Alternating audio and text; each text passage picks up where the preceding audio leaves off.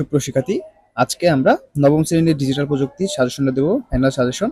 তো first of all এখান থেকে দেখো, প্রকল্পের নাম হচ্ছে সাইবার নিরাপত্তা বিষয়ক সচেতনতামূলক উপস্থাপন, তথ্য উপস্থাপন, এটা হচ্ছে নাম। ওকে, তো এটা আমরা এখান থেকে দেখলাম। এখন নিচে থেকে চলে যাই, তোমাদের যে কাজগুলো করতে হবে, যে কাজ নাম্বার 1। 1 নম্বর কাজে তোমাদের দেখতে হবে কি, নিজ এলাকার নাগরিকের জন্য সাইবার ঝুঁকি চিহ্নিত করার জন্য সম্ভাব্য সাইবার নিরাপত্তা ঝুঁকিগুলোর নাম ও কতজন কোন ঝুঁকির কথা উল্লেখ করেছে তার উপাত্ত অন্য দলের সদস্যদের নিকট হতে সংগ্রহ করা।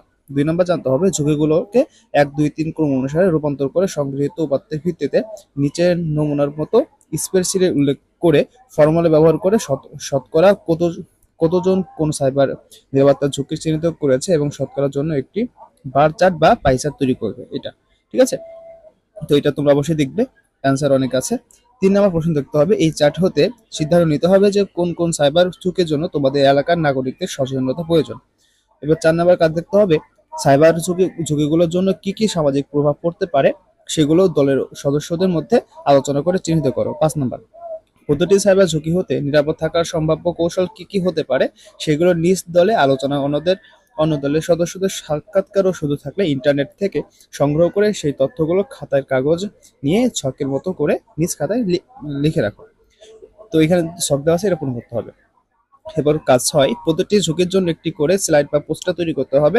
দলের প্রত্যেকে একটি করে ঝুঁকি বেছে নিতে হবে, যেন ওই ঝুঁকির প্রভাব ও তা হতে নিরাপদ থাকার কৌশলসমূহ তথ্য দিয়ে স্লাইড বা পোস্টার তৈরি করতে হবে।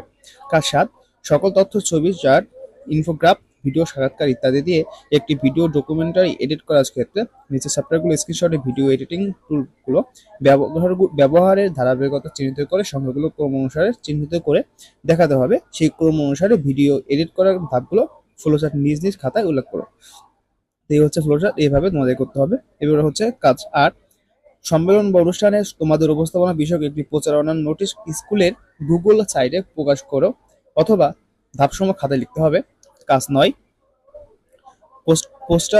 পোস্টার ও ভিডিও প্রস্তুতিতে ব্যবহৃত তথ্য ও মিডিয়ার ক্ষেত্রে মেধাস্বত্ব বা কপিরাইট সংরক্ষণ করতে হবে। এর জন্য তোমার ভিডিওর ক্ষেত্রে মেধাস্বত্বের কোন কোন বিষয়গুলো প্রযোজ্য তা যুক্তিসহ লিখো। কাজ 10, প্রত্যেকে যার খাতায় আজকে প্রজেক্ট দলের সদস্য হিসেবে নিজের দ্বারা সম্পর্কিত কাজগুলো উল্লেখ করো। এই হচ্ছে তোমাদের প্রশ্ন, সুপ্রিয় শিক্ষার্থীরা। তো একটা কথা বলে দিই, প্রশ্নগুলা উত্তর তোমরা ভালো মতো বাসায় প্র্যাকটিস করে যাবে এবং পরীক্ষার হলে লিখবা কিন্তু, ঠিক আছে? তো এই হচ্ছে সাজেশনটা।